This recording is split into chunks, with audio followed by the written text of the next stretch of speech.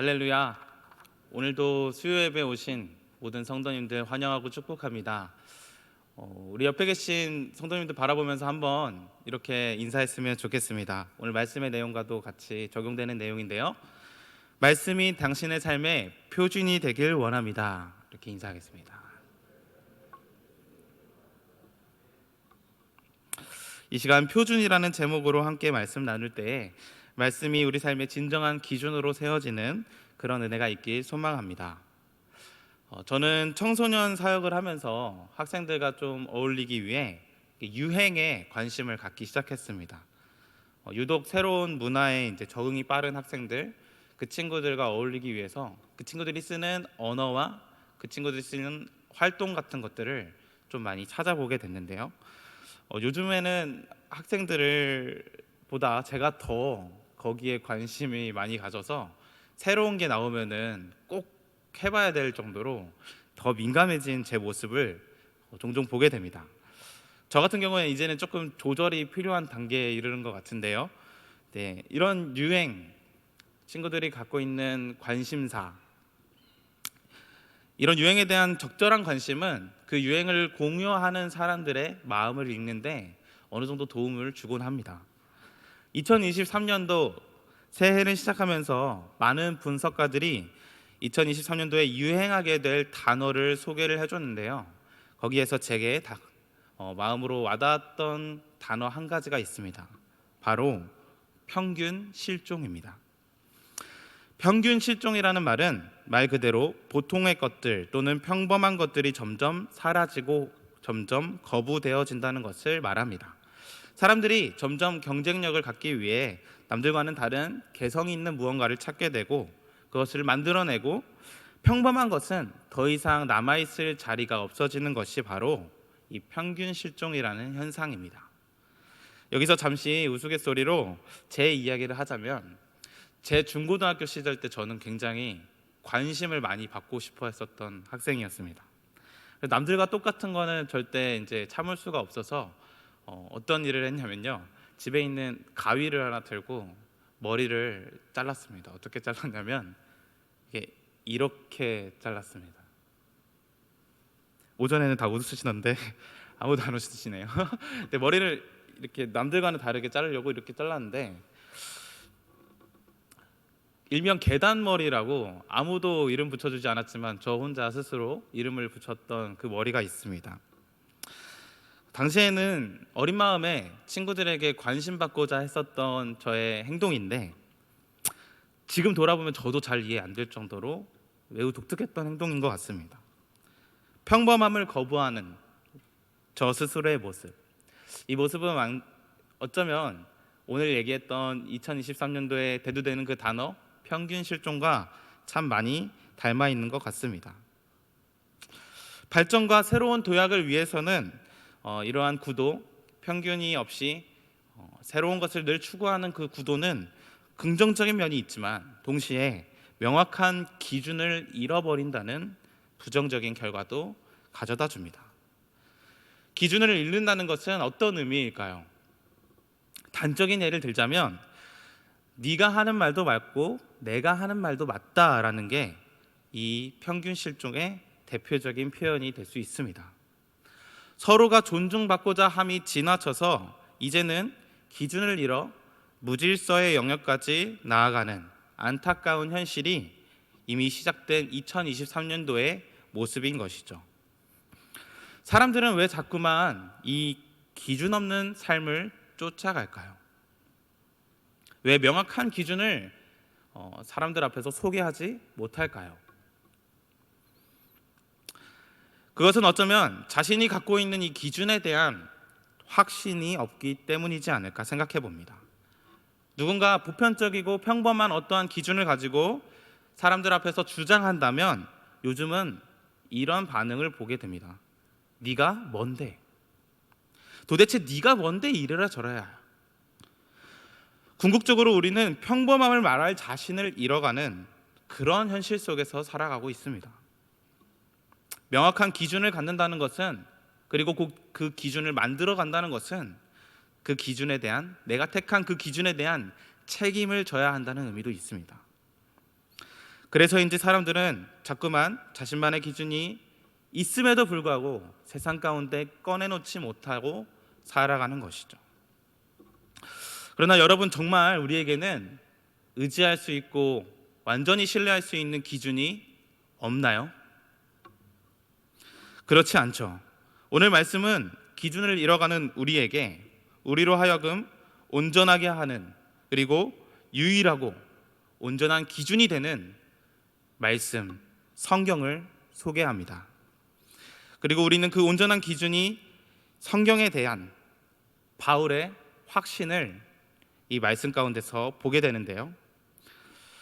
지금부터 디모데를 향해서 보냈던 이 편지, 그 속에 담겨 있는 바울의 확신을 잠시 한번 살펴보길 원합니다. 오늘 본문이 다뤄지는 디모데후서는 바울의 동역자이자 후배 목회자인 디모데를 향해서 쓰는 두 번째 편지입니다. 첫 번째 편지의 내용을 살펴보면 바울이 에베소 교회로 이 디모데를 보냈던 사실을 알게 되는데요.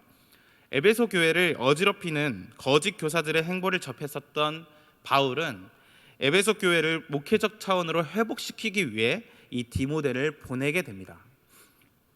바울과 디모데는 사실 엄청 막역했던 사이였습니다. 바울의 말년에 많은 사람들이 바울을 떠나갑니다. 여러 가지 이유가 있겠지만 그가 감당해야 될 그 박해와 고난의 그 단계가 너무나도 그들에게 부담이었는지 많은 동역자들이 바울 곁을 떠나가고 남은 자들이 많지 않았습니다.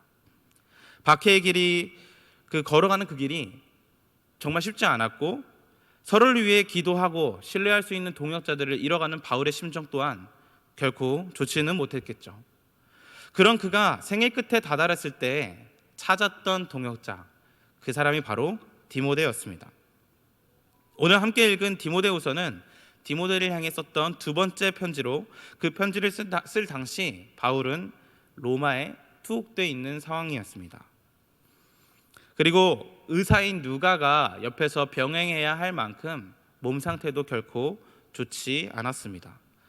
이 서신의 흥미로운 점은 다른 서신에 비해 개인적인 이야기가 굉장히 많다는 점인데요. 오랜 친구를 만나면 할 말이 너무 많아서 시간이 가는 줄 모를 정도로 많은 대화를 오고 가듯, 바울과 디모데의 관계를 설명하기에는 할 말이 너무 많을 정도로 그 둘의 유대가 긴밀했음을 서신 곳곳에서 보게 됩니다. 그런 바울의 애틋한 마음을 담아 디모데에게 보낸 이 편지의 내용은 무슨 내용이었을까요? 오늘 말씀은 디모데에게 다가올 고난에 대한, 어쩌면 지금 당장 직면하고 있을 그 고난에 대해서 바울이 권면하고 있는 내용을 다룹니다. 바울은 지난날 자신의 사역의 현장을 회고합니다. 복음을 전하는 길에 있었던 수많은 박해들, 의인의 고난이라고 표현할 그 고난에 대해서 이야기하며 이야기를 열어가죠. 11절을 보면 구체적으로 바울이 겪었던 고난에 대해서 보게 되는데요. 루스드라와 이고니온이라는 그 장소에서 당했던 그 박해를 소개합니다. 우리 10절과 11절의 말씀 잠시 한번 보겠습니다. 나의 교훈과 행실과 의향과 믿음과 오래 참음과 사랑과 인내와 박해를 받음과 고난과 또한 안디옥과 이고니온과 루스드라에서 당한 일과 어떠한 박해를 받은 것을 내가 과연 보고 알았거니와 주께서 이 모든 것 가운데서 나를 건지셨느니라. 루스드라와 이고니온, 이 두 곳에서 바울은 돌에 맞아서 거의 죽은 상태에 이를 정도로 심한 박해를 당했습니다. 그런 바울의 고난은 바울 자신에게서만 끝나는 것이 아니라 이제 이 사랑하는 동역자 디모데에게도 동일하게 계속해서 이어져 갈 것을 예상했고, 그것을 염려하고 권면하기 위해 이 이야기를 시작했던 것이죠. 조금이나마 도움이 되기 위해 했던 그 권면, 그를 향한 권면은 바로 믿는 바를 지키라라는 권면이었습니다. 14절과 15절입니다. 같이 한번 읽어보겠습니다.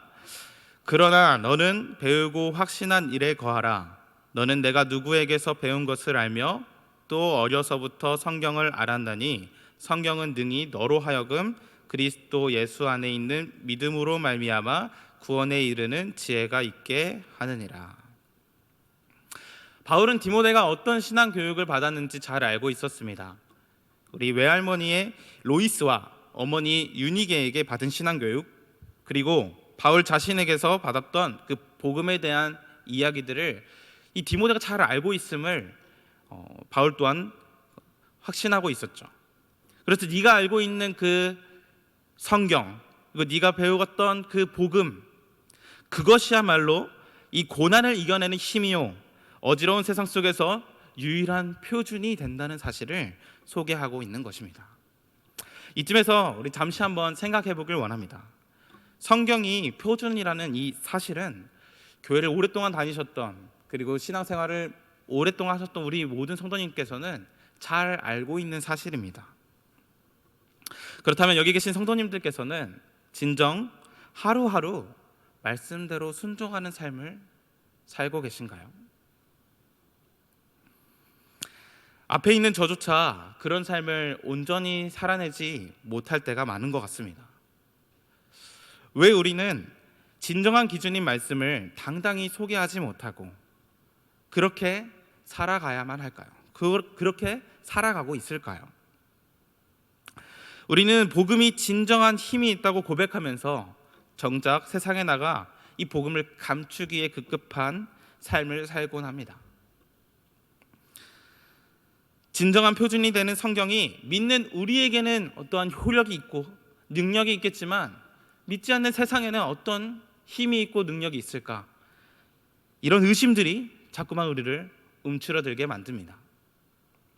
어쩌면 동일한 고민에 빠져 있을 이 디모데를 향해 오늘 바울은 네가 배우고 익힌 그리고 확신하는 그 내용, 성경을 마음속에 지키라라고 권면하고 있는 것이죠. 이 편지를 읽는 디모데의 그 심정은 어땠을까요? 만약 제가 디모데였다면 복음이 나 자신을 완전히 설득했던 그 시점, 그 순간이 떠올랐을 것 같습니다. 그리스도인들을 박해했던 그 바울을 설득시켰던 복음, 그리고 언제인지는 알 수 없으나 디모데 그 자신을 설득시켰던 그 복음이 그 자리에서 떠오르지 않았을까요? 성경이 말하는 그 복음은 언제인지는 모르지만 완전히 우리를 설득했었던 그 시점이 분명히 있습니다. 여기 계신 성도님들께서도 그 경험이 한 번쯤은 있지 않으신가요? 성경이 우리를 완전히 설득하여서 나의 이성뿐만 아니라 전 인격이 그리스도께 온전히 순복되는 그 경험, 이게 단회적인 사건이든 아니면 점진적인 경험이든 우리는 성경이 말하는 그 복음에 완전히 설득되었고, 이런 우리야말로 성경이 진정한 우리의 삶의 표준이라는 그 사실에 증인이 되는 줄 믿습니다. 우리를 설득하시고 자녀 삼으신 그 하나님께서, 성경으로 우리를 표준을 삼으셨던 그 주님께서 세상 또한 설득하지 못하실까요? 디모데를 향한 바울의 권면은 먼저 스스로 의심을 가지고 있는 우리 자신에게 그 의심을 거두게 만듭니다. 이어지는 오늘의 말씀은 성경이 도대체 어디까지 삶의 기준이 되는가에 대해서 보여줍니다. 16절과 17절의 말씀 함께 같이 읽겠습니다. 모든 성경은 하나님의 감동으로 된 것으로 교훈과 책망과 바르게 함과 의로 교육하기에 유익하니 이는 하나님의 사람으로 온전하게 하며 모든 선한 일을 행할 능력을 갖추게 하려 함이라. 성경은 우리의 모든 믿는 바와 모든 행동의 기준이 됩니다. 17절에 성경이 우리를 온전하게 한다라는 말은 그 원문을 봤을 때 다르게 해석하면은 온전하다라는 말이 유능하다라는 말로도 해석이 가능합니다. 원문에서 아르티오스라고 표기하며 이 유능하다라고 표현된 이 단어, 성경이 우리를 유능하게 만든다라는 의미를 우리에게 주는 것이죠. 도대체 우리가 무엇에 유능해질까요? 이는 우리가 능수능란하게 어떠한 일을 잘 처리하거나 지혜로운 상황을 대처하는 그런 슬기로운 사람이 된다는 의미가 아닙니다. 오히려 하나님의 뜻대로 살아가며 우리에게 주어진 본래의 사명, 본래의 기능, 그리고 본래의 역할을 감당하기엔 부족함이 없도록 그런 능력이 우리에게 주어짐을 소개하고 있는 것이죠. 그렇게 성경은 우리의 삶 모든 영역에서 유일한 기준이 될 수밖에 없습니다. 이제 말씀에 비추어서 우리 삶을 잠시 돌아보길 원합니다. 우리는 누구나 각자가 가진 그 기준을 가지고 살아갑니다. 단지 그 기준을 확신할 수 없기 때문에 망설이고 움츠러들 뿐이죠. 자신도 모르는 사이에 진정한 기준이 되는 성경에 대해서 믿는 우리조차 그 확신을 잃어갑니다. 지금은 아닐지라도 언제든지 흔들릴 수 있는 것이 우리의 믿음인 것 같습니다. 바울이 디모데를 향해 확신을 가지라 권면한 바는 그의 일생을 통틀어서 그에게 권했던 일생은 담보한 권면입니다. 디모데야, 너도 알지 않니? 그가 나를 설득했고 너도 설득했다. 우리를 설득한 이 성경은 우리가 살아갈 이유를 알려주고 흔들릴 수밖에 없는 우리의 믿음조차 온전하게 해주지 않느냐. 후배 목회자를 향한 선배 목회자의 권면은 그 시대를 넘어 오늘날 우리에게도 동일하게 향해 옵니다. 이 시간 끝으로 맨해튼에 있는 엑사일릭 처치에서 부목사로 심호하고 계시는 데이비드 슈먼 목사님의 올해 초 TGA에 기고했던 칼럼 내용을 함께 나누면서 말씀을 좀 마무리하고자 합니다. 우리는 여전히 믿음 안에서 견디기 위해 고군분투하고 있다. 때때로 박해의 압력에 굴복하기도 한다. 어느 정도는 누구나 다 거짓 가르침에 유혹도 받는다. 우리의 죄 많은 마음은 하나님이 누구시며 우리를 부르신 분이 누구인지에 대해서까지도 성경이 알려주지 않는 잘못된 믿음에 설득되기도 한다. 항상 실패하는 우리와 달리 예수 그리스도께서는 끝까지 신실하게 견디셨다. 종교 지도자들의 거짓 가르침 속에서도 끝까지 버텼다. 체포되어 구타와 조롱을 당하고 심지어 죽임이라는 핍박 속에서도 끝까지 신실함을 유지했다. 그가 우리 죄를 위하여 죽으시고 죽은 자 가운데서 다시 살아나셨으므로 그 어떤 것도 우리를 그의 사랑에서 끊을 수 없다. 우리가 넘어지고 또 넘어질지라도 그는 여전히 우리를 지키신다. 거짓 가르침에 이끌리지 않도록 말씀과 성령으로 우리의 마음과 생각을 지키실 것이다. 우리가 박해받을 때도 함께 하실 것이며 이 세상 끝날에는 죽음으로부터도 우리를 구하실 것이다. 그리스도께서 당신을 붙잡고 계신다. 당신이 받은 믿음을 굳게 붙잡고 가야 할 이유이다. 흔들릴 우리의 모습조차도 미리 아시고 우리를 위해 우리와 동행하시는 그 주님께서 우리로 하여금 날마다 주님 뜻에 순종하도록 성경으로 우리에게 권면하십니다. 이제 우리 모두가 평균이 실종되어가는 이 시대 속에서 진정한 표준이 되시는 주님의 말씀, 그리고 그 말씀을 붙들게 하시는 주님의 은혜를 발견하게 되길 원합니다. 그리하여 진정 삶으로 주님 보시기에 유능한 그런 삶을 살아내는 모든 선도님들이 되길 소망합니다. 이제 저를 따라서 함께 선포하며 말씀을 마무리하도록 하겠습니다. 저를 따라서 외쳐주십시오. 주님의 말씀이 내 삶의 표준입니다. 우리 가슴에 손을 얹고 한 번만 더 고백하겠습니다. 주님의 말씀이 내 삶의 표준입니다. 누군가 우리에게 기준을 물을 때 망설임 없이 주님의 말씀을 소개할 수 있는 우리 모두가 되길 소망합니다. 함께 기도하겠습니다.